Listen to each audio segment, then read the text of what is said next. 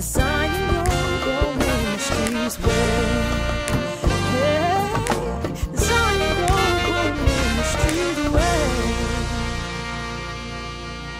Well, welcome to another session of Talks and Chats. We thank God for each and every one of you for tuning in once again. And as we always say, please share this on YouTube, share it on Facebook, Instagram, however you share it. Let people know that we're here talking about relevant topics with people in the body of Christ. As you'll see to my right, two individuals who are doing great, incredible work. And today I think we're going to be able to chat about some things that's going to make a difference in your life and give you some information that you can be helped with and also maybe engage in. I believe that's going to come from today. So again, share it, let somebody know that we're here talking about relevant topics here at Zion Global Ministries on Talks and Chats. And welcome. Again, thank you guys for coming and sit down with me, Judith and Anthony. Yeah. Right? That's right. Okay. That's right. I appreciate you guys coming in and just sitting down and just kicking it a little bit, sharing a little bit. And I think as people tune in, sometimes when the folks tune in, they're like, what are they going to talk about today? You know, what's this all about? Well, surprise, right? Today's a surprise. Judith leads our Zion Global Missions, and it's incredible things are happening. And this is not just in the area of global, but it's also local. This is our outreach area. It's its own entity. So I'm going to not take any thunder away as you just share with us what is Zion Global Missions, and then we'll go a little bit further. Okay, thank you for the opportunity to be here. Always good to see you. So Zion Global Missions is the nonprofit arm of Zion Global Ministries. And what that means is that we are able to receive funding from other sources, not just the church congregation, but other sources, grants, donations, contributions that allow us to do our work globally and locally. So we're living out the vision of Zion Global Missions by being global as well. We're in Africa in 3 countries now, Kenya, Ghana, and Zambia. And in each of those countries, there are churches, local churches with small congregations, but the churches really provide a foundation in those villages for the people. It's an anchor, just like churches are an anchor in this country. And we're also able to do additional services and supports. So we're assisting them. We want to do more with assisting them with farming, with water sourcing, which is a huge need, especially in Kenya, where the churches are in a drought-stricken area. And so water, is the source or the conduit for agriculture, for just hygiene, cooking. Everything revolves around water. And then also with supporting widows and orphans. So we've been doing this. That's happening right now. Yeah, that's happening now on a small scale. We're supporting widows and orphans primarily with purchasing goats. You can eat a goat, you can drink goat milk, you can sell a goat. So that's what we've been doing. Very resourceful, very resourceful. And they are kind of like scavenger eaters, but they can be healthy and do all 3. So that's what's going on now, has been going on for quite some time in Kenya. Zambia is a new ministry with us, and then in Ghana, that's been on the ground as well with a lot of evangelistic outreach. And churches are within all those countries. Yes. In Kenya, there are 6 churches in different villages. In Zambia, there's 1 location.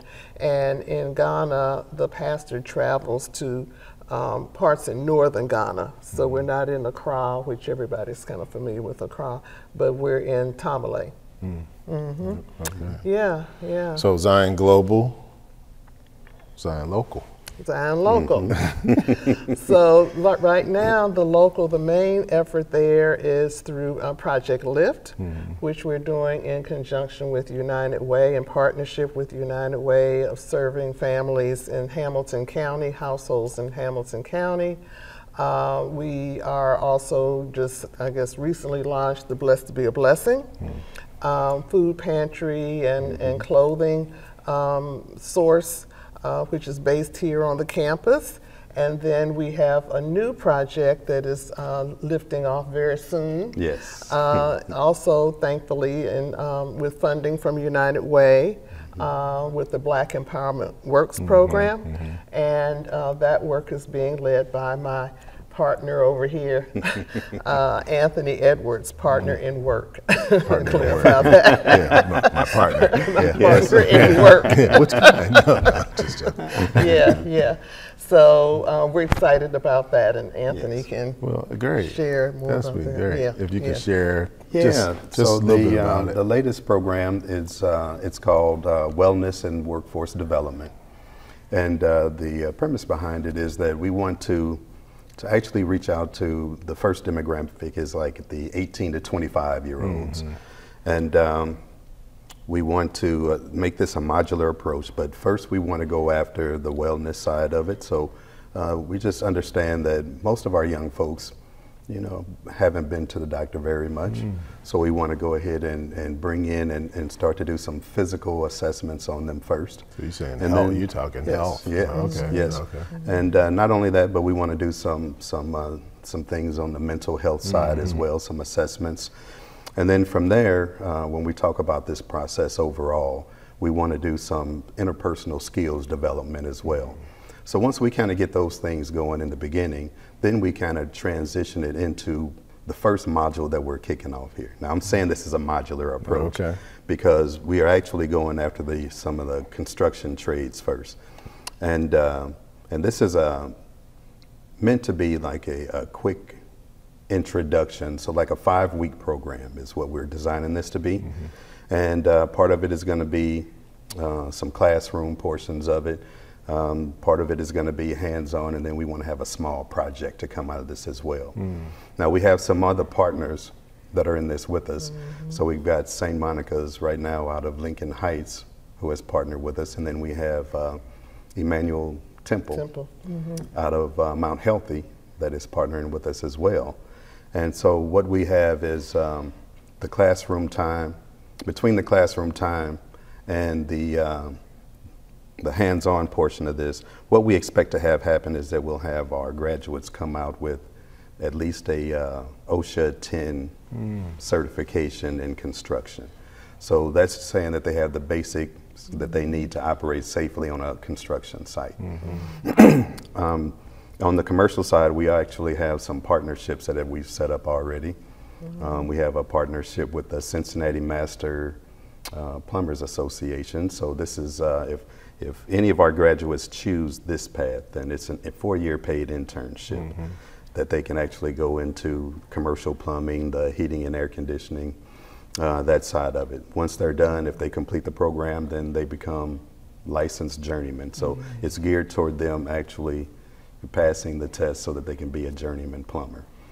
Then we have a relationship now with Jolly Plumbing, who has already said that if we have folks that are interested, they'll do a day in the life of. So we've got it set up like that they'll actually do a ride along.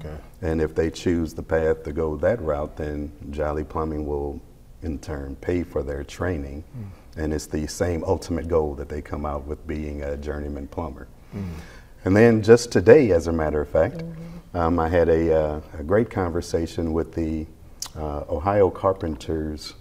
There's a joint apprenticeship program, and there are 3 places that they do it, but here the training site is in Monroe. And I went over there and talked to their instructors today and their administrative staff, and they have now teamed up with us, so that's another avenue. It's another 4-year apprenticeship program, but their program is more expansive. So they have the carpentry side, but then they have millwrights, they have some welding, they have now a big project with solar installations.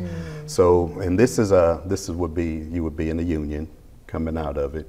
But if you think about the benefits that we can have from there, then these are whatever company you're working for, you know, your union benefits travel with you, regardless of who you're working with. So that's some of the work that we've got going on just quickly.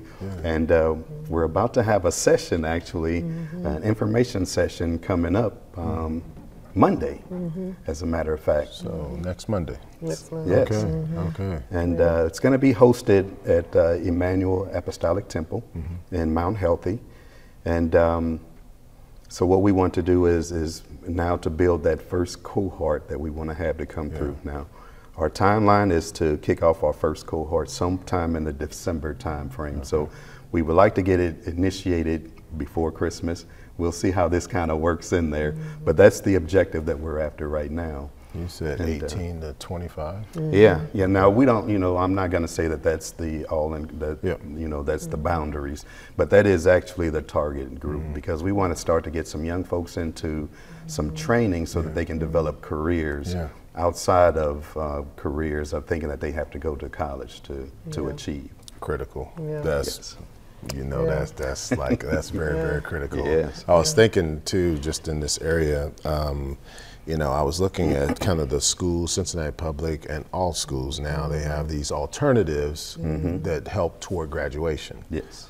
Because if you don't pass the graduation test or certain things that you have to do, not just credits, but there's work. If you did work, if you did 20 hours, 30 hours, if you got a certification, all of those things add towards full-scale graduation with a proper accreditation from the high school. The alternate high school. And so I'm thinking, you know, that's, you never know. You know. We had actually, you know, I'll tell you, Latir, we did look down that path, and because there are some institutions that are already operating under that principle or are developing programs under that principle, Don's being one of them. But we kind of investigated that some, and the educational requirements for it, it was better for us to get more of a hands-on, quick approach, so that if someone after the 5 weeks, if they desired to be a construction helper, that the opportunity was there, versus trying to help someone to work through, even though those programs are up to like 21-year-olds, at least the programs that I've kind of approached. But there was a lot more, structure that had to be in place in order to be funded or certified for those programs. And we weren't looking to be an educational institution as such. It didn't mean that we couldn't partner in the end to kind of help in the future once we have everything going. It doesn't say that we can't then become, once they graduate, that they can come and we offer services with the connections that we have in the apprenticeship programs, right? So that might be something down the line. Maybe, I guess I'm speaking that out right now. You heard it here first. Well, I'll say this, and I want to switch on to back to Project Live for a moment.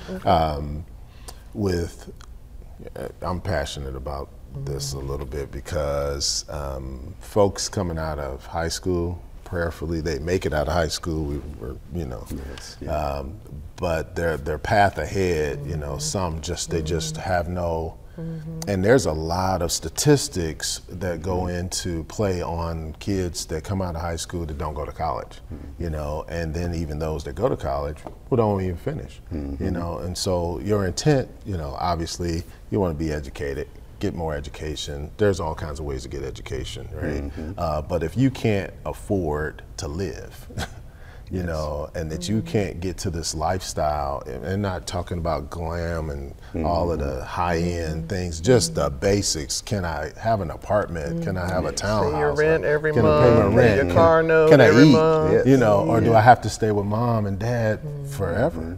You know, how long before I can even sustain myself? And there are other opportunities, other types of careers that aren't just corporate inside of a building, sitting at a desk, that you can do and make decent money. You know, and I hear decent money, because I've met some folks that do construction work and not even at a high end, and they make good money. You know, plumbers, they make Yes, good, they make very good money. true, And very you can true. go into the entrepreneurial area, you know, not just working for somebody, you could work it for yourself. yourself. Do it yourself, yes. That's I mean, even general laborers, Yeah. you know, are in short supply too. That's another True. reason the Very true. statistics that we see now hiring signs everywhere. But when we looked at some of the local or regional statistics Mm-hmm. about the availability of people, just to be a general laborer, you know, to help someone who has a construction Some basics. remodeling business, to have some people on home, commercial space. So, and then the cost of college, you know, is beyond a lot of people these days. So to be able to finally sink your teeth into a career, not just a job, Yeah, which is yeah. what we are, you know, our goal is to have people with a career focus. This is semi-joke, but they said a job is the journey of the broke. Oh, okay. And it's really not cool, but Yeah. it said it's understand like that. going down in the grave, and it has an end on both sides. Like, but it just depends, you Yeah. know. Right. Everybody, it's just depends, right? Situational, how things work for individuals. Some things work perfect for them, Right. but to not have an other alternative, that's the part. You know, when I see 19-year-olds and 20-year-olds and kind of lost Yes. in a lot of cases. Are not aware of what's even available. That's the point. Is That's the bigger part. Yeah, How to break into this field. Yeah. And that's kind of why I think we looked at that 18 to 25-year-old group, being the young adults coming out, maybe coming out of high school, and then what's the next step, and then being able to lock them into this path is what we're going after. So we're actually targeting 3 neighborhoods. Lincoln Heights, Mount Healthy, and Laughlin Okay. in terms of recruitment, and to offer them this opportunity on Monday to come to we're calling it an open house event. You know, it's not a career fair per se, but just an open house to learn, get more information, fill out a little bit of paperwork, and then go into the next step. That's awesome. That's awesome. You had mentioned earlier Project Lift. Yes. And that's on the local level, right? So that's underneath the umbrella as well. Yes. Can you talk to us a little bit about Sure. Project Lift? So Project Lift came out of the Child Poverty Collaborative a few years ago here in Hamilton County when they looked at data that talked about the high rate of child poverty in the county. And every meeting I went to, I said, you know, children aren't poor, parents are poor. So, because children don't work. So anyway, fast forward, Project Lift evolved. It's now under the umbrella of United Way of Greater Cincinnati. And so there's funding to assist households who are under 200% of the federal poverty level. They must have a child in the home under 18, and they must be employed or on the path to employment, you know, have a job offer at least. Because the goal is really to lift those families and to avoid, you know, one financial crisis that will send things in a downward spiral, you know, an unexpected bill. So we've assisted people with, I guess I'll put this out here now, rent. When there's been a shortfall with rent, either, especially during the COVID time, a lot of people were, you know, laid off or got sick, and so they were missing rent payments. Those federal funds are gone for the most part. I think Hamilton County may still have some funding, but rent, car payments, car repairs, especially courses for school. For an adult that may want to go to a particular training. I know we've paid for nursing licenses and training to complete nursing programs. So it's been a variety of things. It's kind of based on an individual basis to determine what that assistance might be with a certain, you know, cap at how much we'll offer. So we've worked with families all over the county, individuals, households, moms, moms, dads, but their children in the home, and that's the whole idea, is to provide some assistance for those households. So CARS was another piece of Project Lift, where the idea was that Project Lift would provide some dollars that would be matched by an individual to come up with a certain amount, I think at least $2,000. So yeah, that program unfortunately couldn't take off as much as needed. I think there were limits on the number of cars that were available or people who could qualify, to come up with that matching money. Okay. So you guys been doing Project Lift for a period of time now? Yeah. It seems like we're going on the 4th year. We've been with it since the beginning. And that's Hamilton County specific? Hamilton County only. The city of Cincinnati has provided some funding at one time, so there was, kind of a pot of money for the Cincinnati residents, and then other funds for the county, but it's only Hamilton County. Okay. Yeah. Now, I know you said Hamilton County, but it's not specific to a neighborhood. No. Okay. So all of Hamilton County. So even though somebody lives in Westchester. No, that's not Hamilton County. Okay. Yeah. I don't know. So what's a good neighborhood? What's a good neighborhood in Cincinnati? I don't know. So we got Forest Park. Springdale's in Sharonville, Glendale.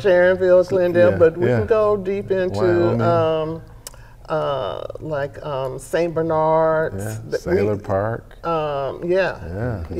Anything within the county. Okay, gotcha. So, but folks need to know how to reach you. Yes. So is that all through United Way? No, they can start at United Way.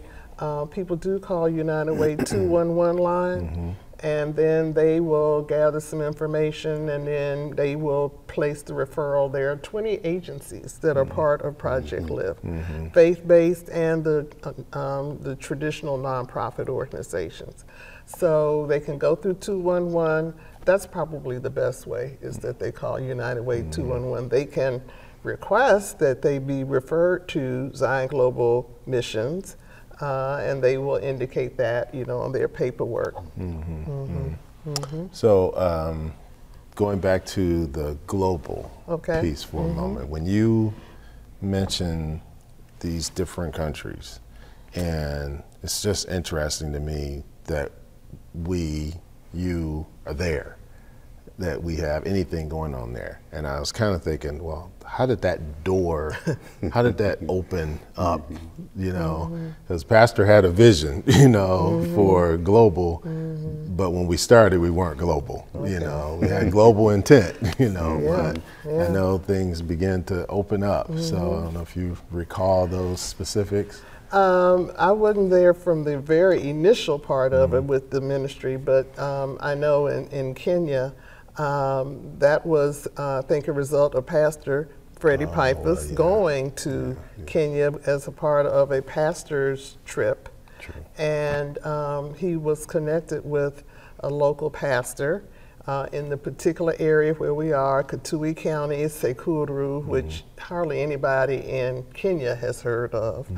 But we went there, he went there and met a local pastor who had never had a chance to interact with another black pastor before. Interesting. So immediately, that bond. With World Vision. Yeah, with World Vision, And so immediately that bond was established, and from there, with our pastor's heart for support and outreach and connections, I think the first real large group trip was in 2010, and I was a part of that.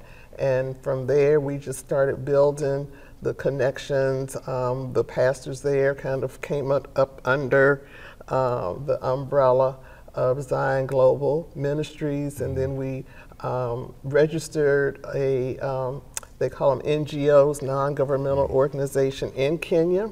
So that's in place now so that we could have the opportunity to connect with other NGOs in Kenya to hopefully help us with this water project, which is so greatly needed. And then Ghana came on board after that through another similar communication. And then Zambia is the most recent to come on board through a connection that Pastor Michael Tufamambe had of a personal friend that he knew, and so that's how it has grown.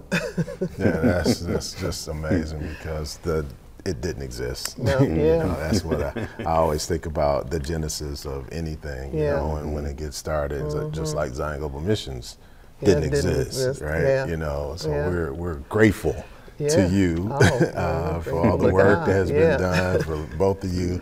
I remember we had something, what was the other project? Oh, we were transporting. Oh yeah, Gig Shuttle. Gig Shuttle. That was under Anthony. Anthony I was a leading part with of it. I was part of it. Just the visions, these visions.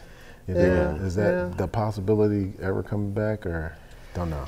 You know, I think that the possibility is there, and especially with the program that we have now with the W²D program.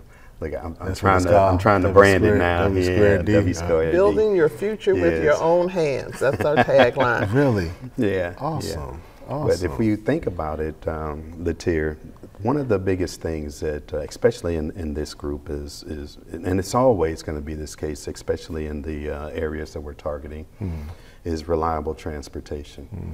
So if we're going to, and this is in the future, right? But if we're going to assist these young men and women as they get into, those that choose to go into the apprenticeship programs, or even those that, you know, desire to get picked up by one of the companies that we affiliate with, initially they're going to need some help. So, and all of these places are looking at attendance being the biggest thing, right? So I could see a need in the very near future where the Gig Shuttle may have to kick off again in order to help support making sure that we get our candidates into the programs and that they're successful. Because one of the things that we want to do is to track them for, after they graduate from our program, track them for 6 to 9 months to make sure that they are successfully, you know, matriculating through, you know, the choice that they made. So that's the biggest part that I could see that the Gig Shuttle would place or be put into place to help them to get over. And we'd have to do some of the same principles again, where, you know, it's for, you know, 3 to 6 months, and then, you know, how we subsidize it like we did in the past, where those that chose to go past the program's intent, they ended up paying. We had to set up on the same schedules as the transit lines. So, you know, if you were paying a monthly bus pass, it was the same thing, so that would subsidize the cost. So if we kick those things off again, I could see very much where it would help this program, and they would be tied in together overall. Yeah, see, these things, that's the touching point, you know, where people are. So you're meeting people literally where they are. Yes. I mean, that's absolutely incredible. So Judith, I know that, you know, there's always passion in the heart since you live in Atlanta, right? But yet you're still connected to Cincinnati, and we're forever grateful. I am too. So if you had to share with our audience kind of some of your heart and passion on ZG Missions, what would you say? What's some burning thing that's happening right now? Yeah, And so you can't say 20 things, but you. Okay. All right. The camera will cut off. Passion is for more people to get involved with the work. There's work to support here. There's work to support globally. And how do you support it globally? Through becoming a partner for supporting a widow on a modest amount, supporting an orphan with school fees. Those are opportunities. My passion is that we can really ground it even more so, and that more of the congregation can get involved, and then we can get the word out more. Because there's so many opportunities when I kind of do online research about, you know, other nonprofits, and just being able to find those connections. So, and that we can sustain the programs. You know, the Zion Global Ministries has been more than generous to support the work for the 10 plus years. But sustainability, that, you know, this is kind of, I call it a pilot with W squared D now, but to be able to add, you know, we hope to have 60 people come through this, so that maybe we can have 100 people come through it, so that they can just sustain and grow, and that we can get the business partners, the corporate partners on board with us as well. So that's kind of my passion, and to find additional people to help on the operation side. Yes. I got you. Yeah, so I guess that's my top three. Did I do okay Yeah, I with think that? you did pretty good. Okay, all right. You did pretty good. Well, Anthony, I know you're a visionary, yeah, because I assume, I mean, I don't know 100%, but this whole piece that we're talking here, that you're talking about with the apprentice program, is that kind of your baby, or Yeah, something that's just germinating? germinating? It came about before COVID. Actually, I had in mind, it operated a different way. If I just had to say it like this, Latier, it's been in my heart with kids for forever. I've started up, you know, youth football and cheer organizations, you know, as nonprofits. I've coached youth sports for over 30 years. I'm retired now, but, you know, I did it for over 30 years. So my focus on the youth and young adults has always been there. And then this, actually, I'll tell you, this kind of came up was thinking about knowing our generation, let's just say it that way, was beginning to retire, and all those craftsmen weren't being replaced. So I knew that there was a chance for young men and women to get into this field. Not only that, but when you talk about welding and, you know, electricians, welding is the biggest thing. You know, most people don't even think about it, but but it's really there. So I knew it was there. So then the passion in my heart was to, okay, how can we make something happen? And that's always the biggest part, you know, when you have the idea, then you share it, and then it becomes a better idea, right? And so I had talked to Pastor before, but I kind of got sidetracked between the gig shuttle, and then I started an Amazon delivery service myself, and then ran it for 2 years. But I have to say that, you know, God's timing is God's timing, Absolutely. right? So there were some learnings evidently that I needed, you know, before this time. And so now coming back, I would just tell you that everything seems to, without any pushing or being forceful to try to move it forward, things just started to line themselves up. And in talking to Judith and adding on the wellness piece to it, and it just kind of took off from there. And so here I am, right? Here I am. That's what Talks and Chats are about. You know, some folks, they don't know. You know, how will they know unless you tell them, right? So you said, I think it was 3 communities that you're going to start with. It was Laughlin, Lincoln Heights, and Mount Healthy. Mount Healthy, okay. And Monday, there's an open house. Yes. And where's the open house at? Emmanuel Temple. Oh, Emmanuel Temple. Yeah, Emmanuel Okay. Temple All right. from 11 to 1. Okay, Emmanuel So Temple. it's not all day, 11 to 1. All right. And we will be there Yes. along with Morgan Whaley. So I want to give a shout out to Morgan Whaley. She's executive director of their outreach ministries at Emmanuel Temple. She and Pastor Whaley are totally on board with the project.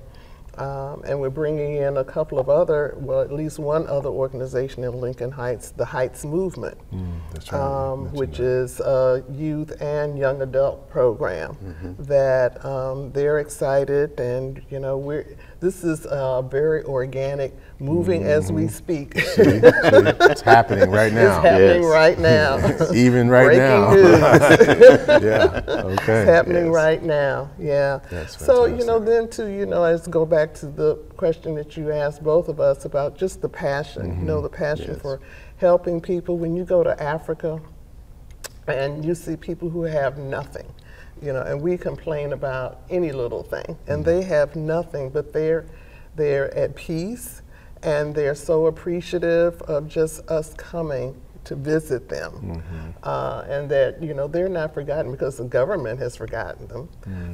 Per se, public schools are not necessarily free. There's a small stipend. Health care is hospitals are far away, clinics are far away to go to. So transportation, the roads are horrible, even the worst imaginable road in this country. If you go down south and visit your family, your people, that road is Still like good. a super highway compared to compared to what we traveled on. So just the passion and the love, and they're not forgotten. First of all, God sees them. These are God's people. So that we are God's hands and God's feet over there. And for us to be able to fulfill that ministry, that calling to do that work and to reach out and reach across the ocean is great. Amen. Amen. This is awesome. I really, really appreciate both of you guys. Thanks for sharing tonight. Thanks for coming and being with us, sharing with our congregation and those. There'll be plenty others that'll listen in and see. And I think if we have information, it'll be shared for those who live in those communities that can participate and come out on Monday. That would be, what day is that? October 21st? No, November 21st. I'm in a month behind.